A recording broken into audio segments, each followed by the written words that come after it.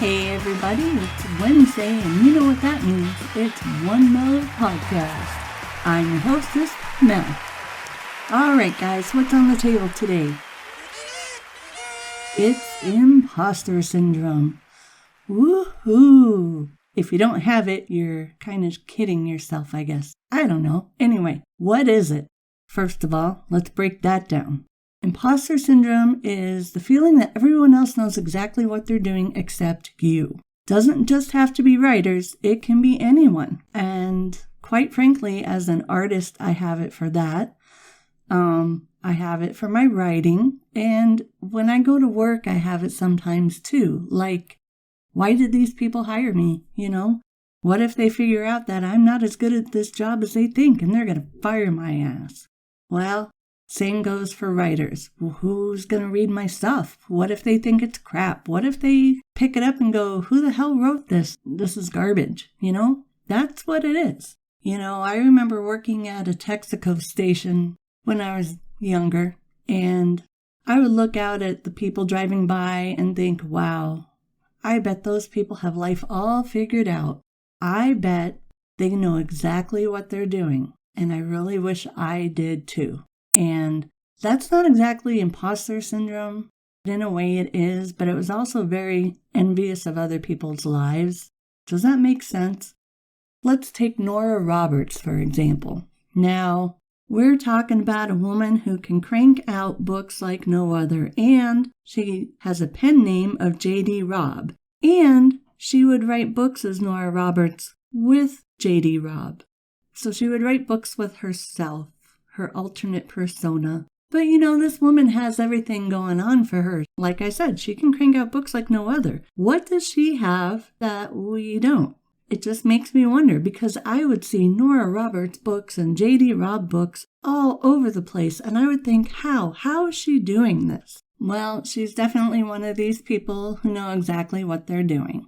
So, off the Nora Roberts tangent, I have always had people tell me how smart I am, how hard I work, and all of that good fun stuff, but I blow it off, shake my head, mumble, cut myself down. Why? Because I'm afraid. I'm afraid of failing and disappointing people. Honestly, when I think about it, I've been that way my whole life. In school, I would know the answer, but I was so afraid of, oh my God, what if I'm wrong? Oh my God, what if I'm wrong? What if I raise my hand and I freeze? I'm going to look like a fool and everybody's going to make fun of me all the time. Yeah. So, funny thing about it though is I have an almost photographic memory. I have a thing about numbers and I'm horrible at math. Go figure. But I never knew what to do with it. I used to work as a cashier for a very long time, and I had to train myself to not remember credit card numbers. So yes, I use my powers for good. But anytime anyone would comment on how much I can retain and such, I would blow it off and be like, it's no big deal. And they're like, are you kidding me? I would kill to have that kind of memory. And it's funny because I'm my memory, my husband's memory, I'm my sister-in-law's memory. I mean, I can see a name of a person and know, hey, we used to have a file on you at the old job I had, blah, blah, blah. In other words, I self-sabotage, which means I can set a goal for myself and then come up with a million reasons as to why I can't do it. Does it sound familiar yet? Let's go with something very recent. Like my NaNoWriMo story. I hated the first one and thought, man, this sucks so bad. But in the back of my mind, I was thinking, what if this is the one that gets published? Oh my God, right?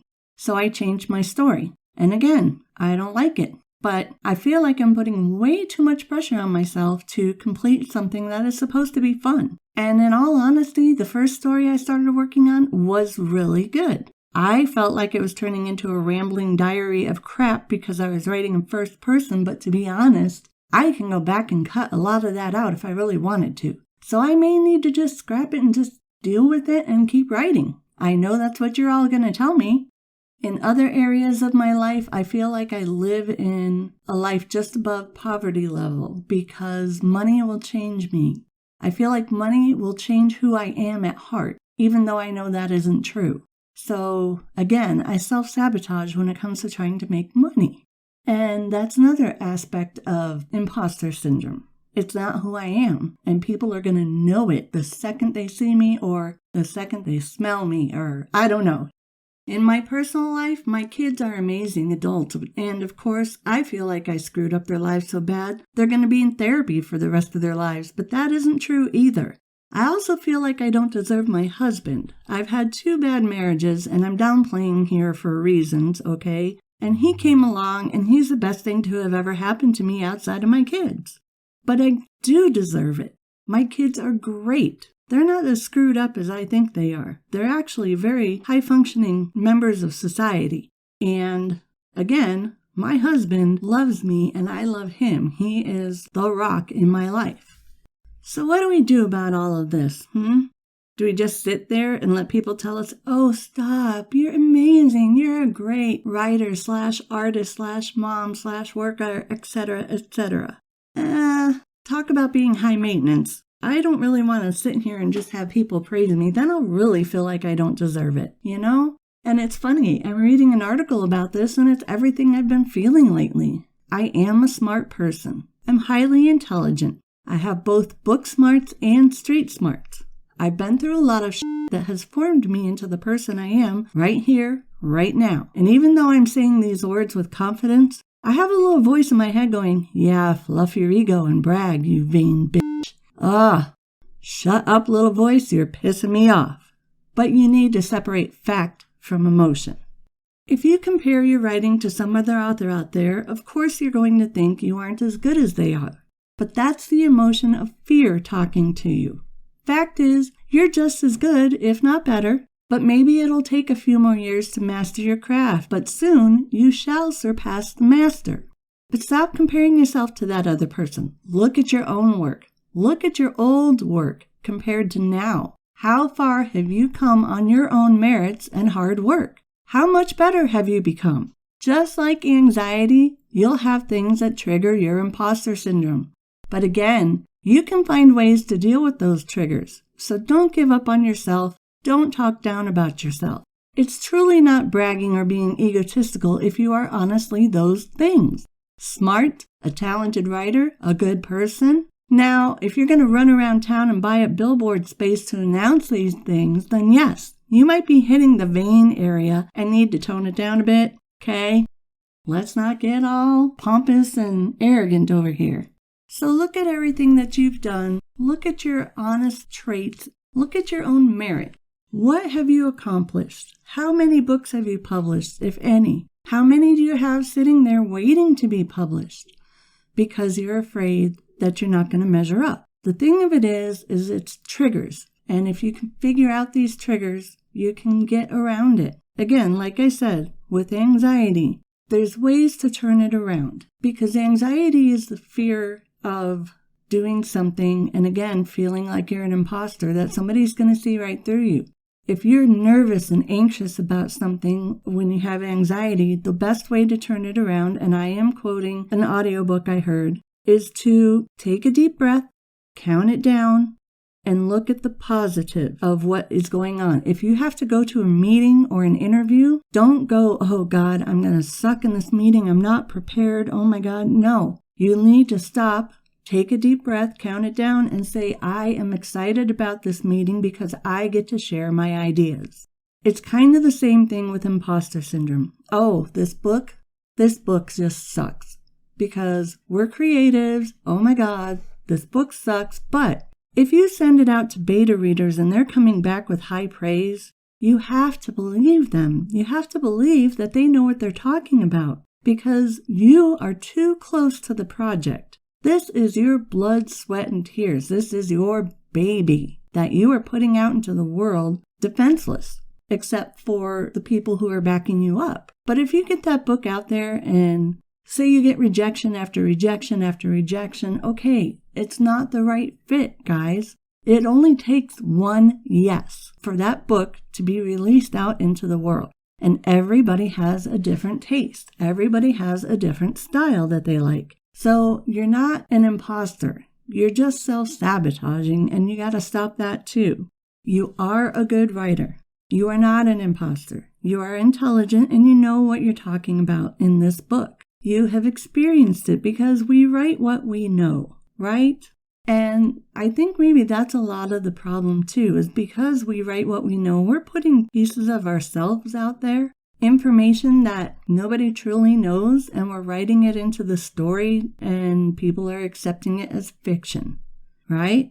So there's so much that goes into imposter syndrome. There is so much that you feel negative about, that you're comparing yourself to other people, other writers, everything. But you need, again, to separate fact from emotion. Fact, you are a talented writer. Emotion, even though you don't feel like it and people are going to call you out on it. Fact, you have a style that is going to be appreciated by everybody. Emotion, everybody's going to think your work is crap because you're too emotional about it. I don't know. I'm babbling a little bit here. I'm right there with you on imposter syndrome because I really don't know how to deal with it either. But I do know this. I am a smart, intelligent person. I am a good writer. I'm better than good. I'm above average. And I know this. And I have read my past works. And I have looked at it and gone, ugh, what the hell is that? But I have grown so much as a writer that I can see my progress. And I bet you can too. If you just go back and look at everything and look at what you've written and think about it and go, that wasn't half bad. I wonder if I should try to do that again and rewrite it and beef it up a little bit now that I know what I'm doing with the skills that I have. You have skills. I cannot begin to tell you how many skills you have. You're not only a writer, you're probably a parent, a spouse. You work. You have other things that you do. So why are those things okay, but being a writer is not? And again, I don't know what I'm talking about. I'm not a licensed therapist over here. There are two things that are closely related to imposter syndrome. Ready? Perfectionism and fear of success. Perfectionism triggers that anxiety of not belonging because we don't have it 100% perfect, and that causes the anxiety. So when you're sitting there going over and over and over and over in your head, oh God, this sucks, it's not perfect, it's not perfect. Well, not everything is perfect. And you can go back and look at books from Stephen King to Nora Roberts to David Eddings to anybody else. You'll find errors in their writing, grammatical, typos, whatever. It doesn't matter. There are errors. So nobody is perfect, not even them, or their editors, or their publishers, because then somebody would have caught it, right? The fear of success? Well, again, that kind of goes in with my fear of success because I was self-sabotaging, because I feel like if I make a ton of money, it's going to change me and change who I am. And people are going to call me out on it. They're going to be like, well, that's not the Mel I used to know. Well, the Mel you used to know changed, okay? Hopefully for the better, but I don't want to change for the worse. So I self-sabotage because I'm afraid of success. But guys, we really, really have to overcome this. We have to quit comparing ourselves to others and just compare ourselves to our own merits and achievements. We have to look at what we have done and what we have accomplished so far. If you look at your old writing, I guarantee you're going to see a huge contrast between what you did then and what you are doing now. And that should be all that you need to know that you are working hard at being an author. And that you do belong, and you cannot compare yourself to anybody else because you don't have their style. You have your own style. You have your own way of writing things. And when people turn around and reject your story and say no, it's because they don't like that style. But again, it takes just one yes of somebody who loves that style to get your book out there. So I hope this helps you, and I hope it helps me. I mean, really, I'm right there with all of you. I have imposter syndrome like you cannot believe. I have a fear of success. I have anxiety. I am a perfectionist. Even in my crafting, if it isn't good, I tear it apart. I could be coloring in a coloring book, and if I make a mistake, I go, ugh, and I move on to a new page because I can't sit there and look at that glaring error. That glaring error is sitting there staring me in the face going, wow, you fucked up, But I didn't. It was an accident, and they do happen. And it doesn't mean that the overall picture isn't going to be appreciated. Right? Right. The only one who knows about that error is me. And if somebody else could see it and point it out, and they do, well, All you gotta say is, well, gee, while I was coloring that page, I sneezed. They don't have to know that your hand just spasmed and you went outside the lines. So just think about that. Think about comparing yourself to yourself. All right.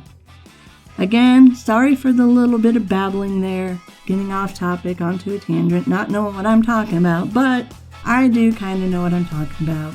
And we can get through this together.